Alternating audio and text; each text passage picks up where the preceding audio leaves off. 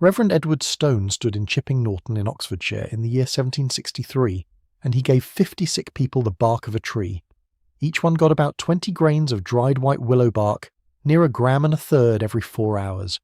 50 souls burning with ague, the shaking fever that walked those English lowlands, and he dosed every one of them from a powder he made with his own hands.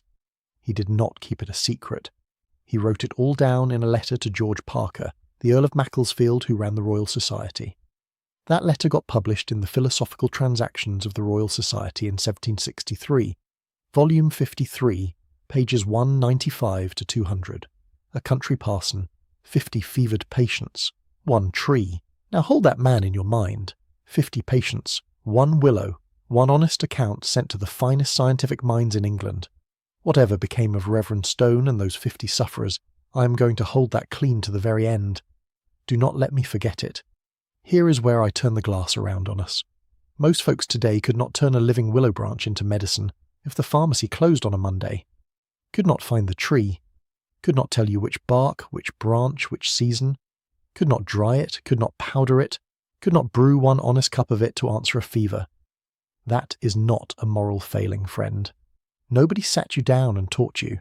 The knowing got carried off, quiet as a creek in August, while you were busy living the life they built for you. But here's the twist. Nobody outlawed the willow. There was no ban, no patent block slammed down on a wild tree, no sheriff riding out to burn the healers off their land. The willow still grows in every wet ditch in this country, free for the taking, same as it grew for Reverend Stone. What happened to it is quieter and stranger than a ban. It got outcompeted. It did not get outlawed. Let me show you who did the outcompeting, and I will name them with the year, everyone. In 1874, a company called Chemische Fabrik von Heyden opened its work in Radebeul, near Dresden in Germany, founded by Friedrich von Heyden. They were the first to make salicylic acid, the drug's active bones, in a factory by the barrel, out of coal tar phenol instead of tree bark. Wild willow could not compete with a factory on price or on volume, not because the willow failed, because a vat never sleeps and never has to be climbed. Then came the big name, Bayer, in Elberfeld, Germany, in 1897. Their chemist took salicylic acid and added 1 small piece to it, the acetyl group, and made acetyl salicylic acid. Faster, gentler on the belly, reliable, dose after dose after dose. In 1899 they stamped a name on it and made that name their own. Aspirin. 5 letters that would travel the whole wide world, and then the war did its work. When the First Great War came, the United States seized Bayer's American holdings as enemy property. In December of 1918, a company called Sterling Products of New York bought Bayer's American trademarks and patents and plants at a government auction. The price was $5,300,000. The family grocery bill for pain and fever changed hands right there, like a hat passed around a room, and the folks paying into it never saw the auctioneer. Now hear me plain, because I will not lie to you to make a villain. This was not a conspiracy against the willow. I found no ban, no burned healers, no silenced grandmothers in any honest record. What I found was ordinary. A factory that made it cheaper in 1874, a patent that made it steadier in 1897, an auction that moved the ownership in 1918. That is markets and machines doing what markets and machines do. They did not have to destroy the willow. They only had to make something faster and surer, and let the old knowing drift off on its own. But look at what drifted off with it. Your people knew that tree. They knew the baker's oven breathing warm on a slab of drying bark, the way Reverend Stone dried near 1 pound of it over gentle heat for more than 3 months before he ever ground a single grain. They knew that a fever did not have to mean a trip to town and cash on a counter. That knowing was not primitive. It was independence, and it walked out the door so slow that nobody heard the latch click. I am here to tell you, friend, what the bottle left behind on the forest floor, the tree, the skill, the plain self-reliance of a man who could stand in his own dooryard and answer a fever with what grew at the end of his lane. I am not asking you to throw out your aspirin. A dose you can trust is nothing to sneer at. I am asking you to see what got lost while the trusting got easy. That parson in 1763 stood on top of something. So did von Heyden and Bayer and Sterling. And every bit of what they built sits on top of 1 number, so let me hand you that number before I tell you who I am. And every bit of what they built sits on top of 1 number, So let me hand you that number before I tell you who I am. The salicin in willow bark, the very compound that does the work, swings from roughly 1% to 11% of the dry bark weight, depending on the species and the season. That is not my guess. That is the European Medicines Agency in their formal assessment of Salix bark. 11 times, friend. The same weight of bark, off 2 different willows, can carry 11 times the medicine. That one number is why bark can never be dosed like a 325 milligram tablet. Hold on to it. Everything today hangs on it. Now, who am I to tell you this? I'm Christopher Marin, and my family has worked this same patch of ground for 7 generations. I learned willow from my father, and he learned it from his, back and back until the trail runs into a man named Samuel Marin, my great-great-grandfather. I keep his journal on the shelf above the stove. The leather has cracked soft as a worn work glove, and the ink has gone the colour of weak tea. Samuel wrote one line about willow that I've never forgotten. The bark is honest, he wrote, but it will not tell you how strong it is. He knew, without a lab, the very thing the Medicines Agency put a number on. Before I start the count, let me show you 2 pieces of where this is going, out of order so you know the ground we are covering. Number 2, a New York company paid $5.3 million for a name at a government auction in 1918, and I'm not near that story until we reach the bottom of this list. And number 4, a factory outside Dresden in 1874 undercut honest bark on price, and I'm holding that one back too. Both are coming. Neither is coming yet. Everything my family kept, every willow and every root, I gathered into one book, Lost Plant Remedies, so the record does not die with me the way it nearly died with 100 families before us. That is the only time I will mention it. It is on the shelf under this video for whoever wants it. One more thing, and then we count. If you find worth in the next few minutes, subscribe, not for me, but so the next person searching for the old ways at midnight actually finds them instead of another pill advertisement. That is all I will ask of you today. Number 7. The Reverend Edward Stone, 1763, in Oxfordshire. A country parson, not a chemist. He dried about a pound of white willow bark over a baker's oven for more than 3 months, ground it to powder, and gave it to 50 people burning with fever. Then he wrote it all down and sent it to the Royal Society. You can read it yourself, Philosophical Transactions, Volume 53, pages 195 to 200, the year 1763. That is not a legend, neighbour. That is a citation. Here is how Stone's method comes to your own hands.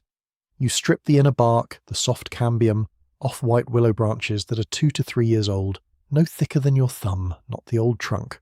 You dry it slow and low in shade or gentle heat until it snaps instead of bends. Then you pulverize it fine. The money on this one is plain. It costs you nothing but an afternoon and access to a tree. But hear the honest half. Stone dosed 20 grains every 4 hours with no way on earth to know how much salicin sat in his powder. Remember our one number, friend. 0 cash, real uncertainty. That is the trade. Number 6. Johann Andreas Buchner, 1828, in Munich. Where Stone had faith, Buchner had a laboratory. He was the first to pull the actual active compound out of the bark and hold it in his hand. A bitter yellow crystal, small as a grain of table salt. He named it salicin. That single isolation is why we can even talk about percentages. Before Buchner, willow was a mystery that worked. After him, it was a measurable thing. Buchner also settles an argument that plays out in a lot of kitchens. Salicin is water-soluble, but it does not surrender to a quick steep. You want a decoction, not an infusion. That means you simmer the chopped bark, a teaspoon or 2 per cup, for a full 10 to 15 minutes. A hot splash and a 3-minute wait leaves most of the medicine locked in the fibre.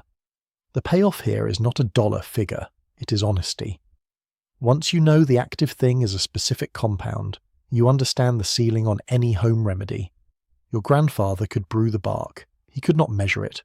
Neither can you, and any man who tells you otherwise is selling something. And that brings us down to number 5, and a chemist in Paris who took Buchner's crystal and gave it a harder, sharper name. And that brings us down to number 5, and a chemist in Paris who took Buchner's crystal and gave it a harder, sharper name. His name was Raphael Piria, and the year was 1838. He was an Italian working in Paris, in the laboratory of Jean-Baptiste Dumas, one of the great chemists of that age. Buchner had already pulled the bitter yellow salicin out of the bark. Perrier did the next thing. He took that salicin and worked it into something stronger and more stable, an acid, and he gave it the name we still use, salicylic acid. That name is the target every factory that came after would aim at. You can read the trail of it in Walter Sneeder's reappraisal, published in the British Medical Journal in the year 2000, volume 321, pages 1591 to 1594. A careful man, Sneeder. He named his sources. Now here is where I have to be honest with you, the way your grandfather would have been honest across a kitchen table. There is no home method for what Perrier did. None. You cannot turn salicin into salicylic acid in a mason jar or a stock pot. It cannot be done safely on a homestead, and I will not pretend otherwise. But listen close, because this is the beautiful part. Your body does it for you. When you drink that willow bark tea, the salicin goes down, and your own liver does the conversion Perrier did in a Paris lab. That is why the tea works at all, even though the tea itself holds no salicylic acid. So the money beat on number 5 is plain. There is none. This is not a homestead trick, and I will not dress it up as one. This is a milestone in chemistry, a name pinned to a compound, and it matters only because of what men did with that name next. Which carries us straight to number 4. Number 4 is where the ground shifts under the old ways for the first time. The chemist was Hermann Kolbe, who in 1859 worked out how to build salicylic acid from phenol in a laboratory. But a laboratory recipe changes nothing in a farmhouse. What changed everything was a man named Friedrich von Heyden, who in 1874 took Kolbe's method and scaled it up inside a factory. His company was Chemische Fabrik von Heyden in Radebeul, near Dresden, in Germany. Write that name down, because that is the company that first made the synthetic acid by the barrel. Here is the smoking gun. Phenol comes from coal tar. Coal tar, boiled and refined and driven down to a pale dry powder, the colour of ash. For the first time in the whole history of this remedy, a chemist could make salicylic acid out of coal instead of stripping it from a living tree. And once von Heyden could make it cheap, at scale, out of a coal byproduct, the wild bark stopped being worth the harvest to any manufacturer. Not banned, not outlawed, just undercut. You will find this laid out in Diarmuid Jeffreys and his book, Aspirin, The Remarkable Story of a Wonder Drug, published in 2004. I want to be square with you on the money here, friend. I could not find an honest dollar figure for what 1870s bark cost against 1870s synthetic acid, so I am not going to invent one and feed it to you. What I can tell you plain is the direction. The factory undercut the forest. That is the year the bill for this remedy left the woodlot and moved into a plant near Dresden, which carries us to number 3 and the name every one of you knows. Number 3 is Bayer AG in Elberfeld, Germany, in the year 1897. Von Heyden had the acid, but salicylic acid alone was rough on a man's stomach. What Bayer's chemists did was add an acetyl group and make the first stable, pure, patentable acetyl salicylic acid. They trademarked the name Aspirin in 1899, and a patent, understand, is a thing locked tight as a root cellar door. What is inside belongs to one house, and the rest of us stand outside it. Now, the 2 men in that lab. The standard story credits Felix Hoffmann. But there is a real dispute here, and I will give it to you as disputed, not settled. Arthur Eichengrun, a Jewish chemist who ran that laboratory, claimed later that he directed the whole project and that his name was scrubbed from the record under the Nazis. Walter Sneeder, in that same BMJ paper from 2000, found archival support for Eichengrun's account. I am not going to tell you it is proven. I am telling you it is contested, and honest history says so out loud. Do not try this one at home either. The synthesis needs acetic anhydride and controlled conditions. That belongs in a chemical plant, not on your people's kitchen stove. And no old ways channel worth its salt will tell you different. And here is the money beat, and it is not about price. By 1899, what Bayer sold was not cheaper than bark. It was reliable. Every tablet carried the same dose, measured and pure, and that is a thing your grandfather could never get from a fistful of bark that ran anywhere from 1% salicin to 11, depending on the tree and the season. Consistency is what beat the willow, not a lower price. A dose you could trust to be the same every single time, which carries us to number 2, and a government auction in New York where the word aspirin stopped belonging to anyone at all. Which carries us to number 2 and a government auction in New York where the word aspirin stopped belonging to anyone at all. Number 2. Sterling Products Incorporated, New York, 1918. When America went to war with Germany, the US alien property custodian reached in and seized buyers' American holdings as enemy property. The trademarks, the patents, the plants. And in December of 1918, a company called Sterling Products bought that whole American estate at government auction for $5.3 million. The aspirin name went with it, sold off like a team of horses at a widow's sale. Then came 1921, and the part that put a bottle in your cabinet for pocket change. In Bayer Company against United Drug Company, 272 Federal Reporter. Feb 5, Judge Learned Hand looked at how ordinary people use the word, not chemists, not physicians, plain folks at the counter, and he ruled that to the ordinary American, aspirin had stopped being one company's trademark and become the plain name of the thing itself. The gavel came down like a splitting maul on a round of seasoned oak, and the word split clean in two. A brand no more, any maker could stamp it on a label. That ruling is why the money reads the way it does today. Because the name belonged to no one, everyone could sell it. A bottle of several hundred tablets now runs you a few dollars, pennies a dose. Your people did not lose willow bark to a villain neighbour. They lost it to a courtroom in Manhattan that made the factory version cheaper than the tree. Which brings us down to the last one, number 1, and the only man in this whole story who ever handed you the tree back. Number 1. The German Commission, E-Monograph of 1990, reprinted here in the States by the American Botanical Council. That panel did what Reverend Stone could not. It set a dose. The clinical range these bodies cite, and you will find it referenced through the NCCIH pain digests, sits at 120 to 240 milligrams of salicin a day. A real number, at last, after 227 years of guessing. Now hear me on the tree itself, because this is where the labour lives. Not every willow carries the same medicine. White willow, Salix alba, the one stone dried over his baker's oven, runs light, roughly 1 to 3% salicin by dry weight. But purple willow, Salix purpurea, and violet willow, Salix daphnoides, they run rich, commonly 4 to 11% by the European assays. Same family, 4 times the strength, which means you must know your tree before you trust your cup. Harvest in early spring before the leaves break, when the sap is rising, or wait until fall. Take from young branches, 2 to 3 years old, a ½ inch to an inch thick, never the old trunk, strip the inner bark, that living cambium layer just under the skin. And here is the law of the woods, friend. Do not girdle. Do not ring a living trunk or a load-bearing limb all the way around, because you will kill the tree that fed you, and it will not come back for your grandchildren. Coppice a branch.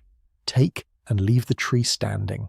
Dry it in the shade until it snaps instead of bending. Then make a decoction, not a lazy steep. Salicin needs sustained heat to leave the fibre. 1 to 2 teaspoons of chopped dried bark per cup, simmered a good 10 to 15 minutes, until the water runs the colour of weak tea. That colour is your sign the medicine has moved from the bark to the water. Now the safety, and I will not soften it.